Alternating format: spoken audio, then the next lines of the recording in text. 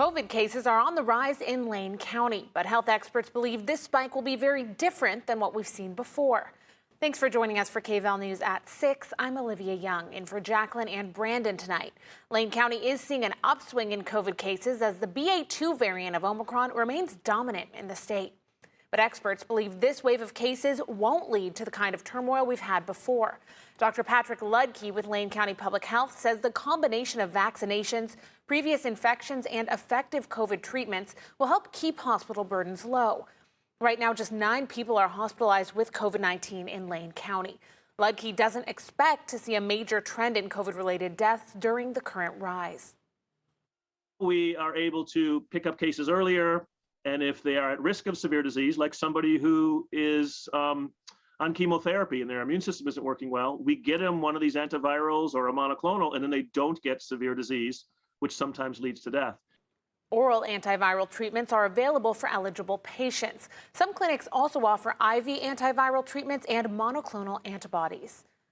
Well, a new analysis shows 3 out of every 1,000 people in the U.S. have died of COVID since the start of the pandemic. According to CDC data, COVID has been the 3rd leading cause of death in the U.S. in both 2020 and 2021. COVID has been especially deadly for people 65 and up. About 3/4 of all COVID deaths have been in that age group. And overall, about 12 out of every 1,000 seniors in the U.S. have died of COVID. A Washington County Sheriff's deputy is still hospitalized this evening. Michael Trotter was hit while going through an intersection when investigators say a car full of teens ran a red light and slammed into his car. His wife says while he's seriously injured, she's encouraged by his progress so far. That crash killed 2 Southridge High School teens and hospitalized 3 other teens who were in the car, as well as Deputy Trotter.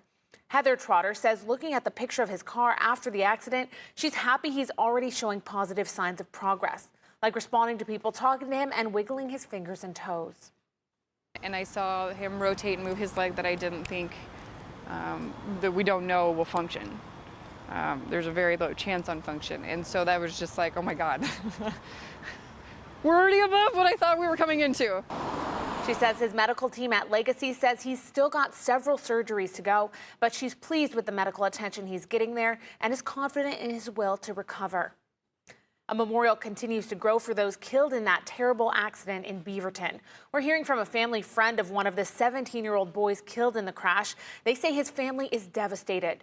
2 teens were killed, 17-year-old Matthew Elias and 16-year-old Juan Pacheco Aguilara. A friend of Elias's sister stopped by the memorial to pay her respects. I'm just honestly still shook, and I'm mostly thinking about my friend and her family and how they're feeling.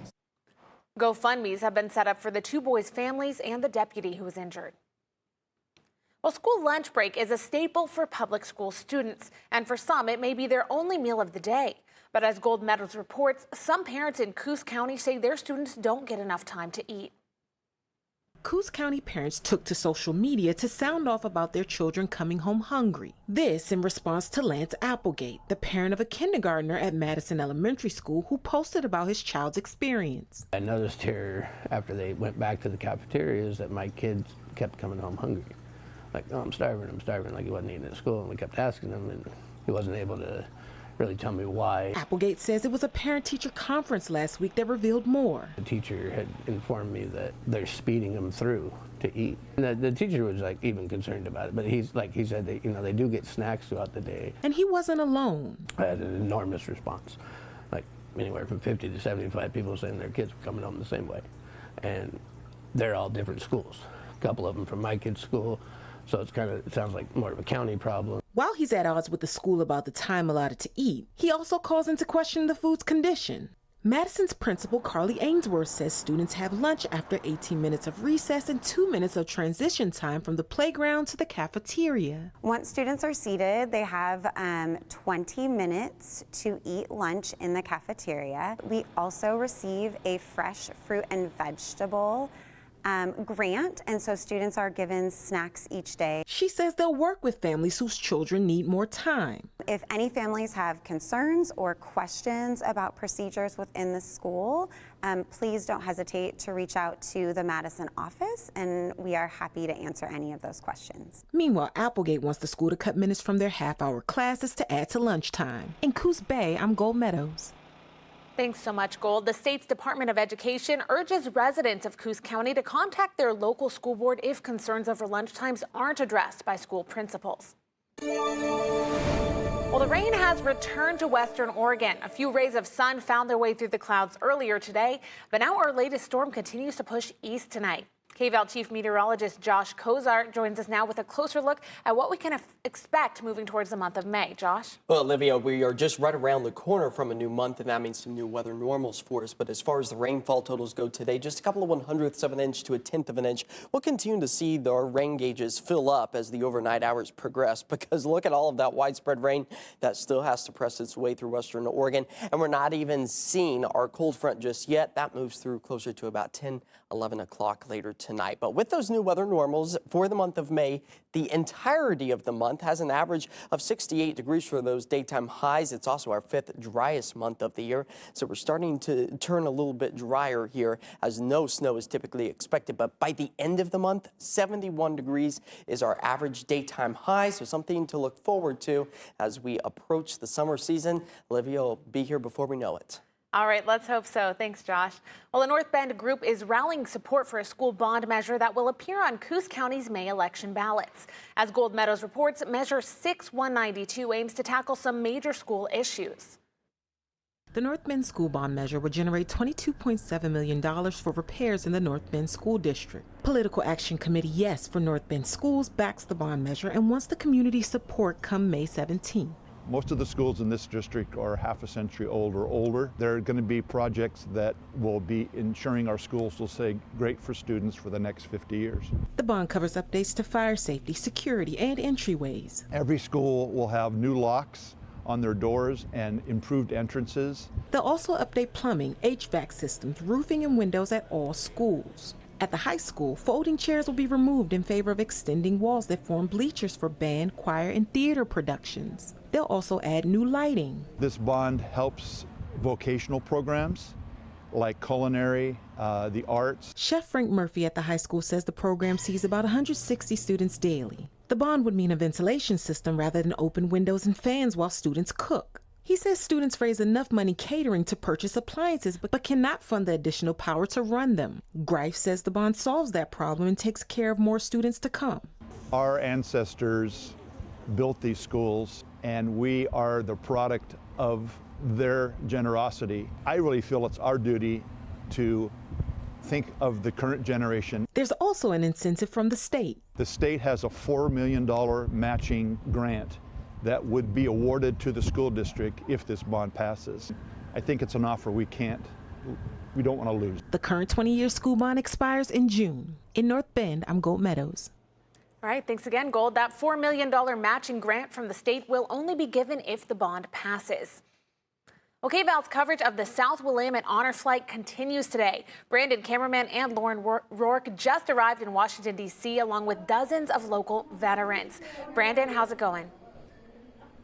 Olivia, it's going great, actually. Like you said, we just arrived a few hours ago into Washington, D.C. The veterans are in this room, this closed doors behind me, having dinner tonight. And the trip was pretty good. The flight was 4.5 hours direct from Portland to Washington, D.C., but we are here settled now. One of the veterans on this trip is Henry Miller, a veteran, a Marine Corps veteran out of Springfield. And, you know, so many of these veterans can talk about the tragedy and the horrors of the wars that they fought in. But one of the things that really struck me about Henry was he sort of spoke about his tour in the Vietnam War in an uplifting manner. Here's his story. Henry Miller learned how to take care of others from a young age. My dad had cancer, lung cancer. And as the oldest sibling, it was Henry, working nights while in high school. I was 18 actually, and then 90 days before I committed to the Marines, and I finished high school, and then I went on to went to boot camp. It was 1963, and the Vietnam War was just getting started. The question came up in boot camp, and our DI decided that maybe, I don't know, he's just instilling in us. He says, we're going to head for the jungles, and we're going to train as such. And that's what we did. We trained for the idea to go into Vietnam. But Henry didn't end up spending a lot of time in the jungles. My mind is that I didn't care. I was a snot-nosed kid. I didn't care. What he ended up doing was spending the bulk of his tour on an aircraft carrier, the Bonhomme Richard. I thank my lucky stars. I feel guilty sometimes because a lot of my buddies went there instead of where I was. And I kind of felt that, yeah, I had good duty. And that's what it was, Henry's duty. I just kept my mouth shut, my heads up, and just did what I was told. You know, what else can you do? Sounds small, but a life of service to others is huge. No matter where a person is, if they served, they should be honored. Service, responsibility, and honor. That's U.S. Marine Lance Corporal Henry Miller.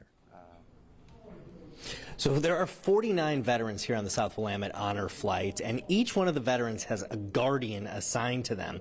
Henry's guardian is his son, and his son is actually an Iraq War veteran. And Henry told me that they're able to communicate in a way that maybe other parents who fought in the wars or who served in war can't communicate with their kids. So it's kind of cool to see that interaction here. This tour is just beginning. We are getting up bright and early tomorrow, hitting memorials, hitting Arlington National Cemetery. It is going to be a jam-packed day, and I will continue to have coverage throughout the weekend. Live in Washington, D.C., Brandon cameraman Olivia, let's send it back to you. Thanks, Brandon. So cool to see Henry's story. And we'll be following this group of veterans every step of the way on their honor flight trip. Again, we'll have new reports through the weekend, and you can also go to our Facebook page to see their visits live. Well, coming up on KVAL News, helping people in addiction recovery get back on their feet. We take a look at the brand new facility for women on the path to sobriety. And a growing need in the community as more people head to Food for Lane County to get essentials. What the food bank says is behind the rise in demand.